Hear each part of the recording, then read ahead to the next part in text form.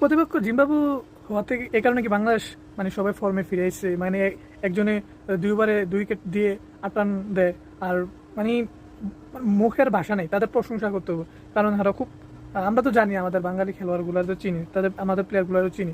আচ্ছা, দেখা যাবে জিম্বাবুর সাথে এমন খেলতেছে, মানে কি বলার মতো না। জিম্বাবু বলেই এমন খেলা, মানে এর দু এক মাস আগে তো শ্রীলঙ্কার সাথে গেল, 1 মাস আগে কি খেলা খেলছে তখন তো আমরা দেখতে পাচ্ছি।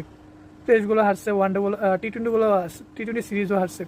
জিম্বাবু জিম্বাবুর আইনে বাজার দিতেছে, আমাদের মন জয় করতেছে। সামনে বিশ্বকাপ আসতেছে, দেখবো তারা কি খেলে দেখবো। আর যদি তাদের পারফরমেন্স দেখে আমি খুবই মুগ্ধ, শিউরিত।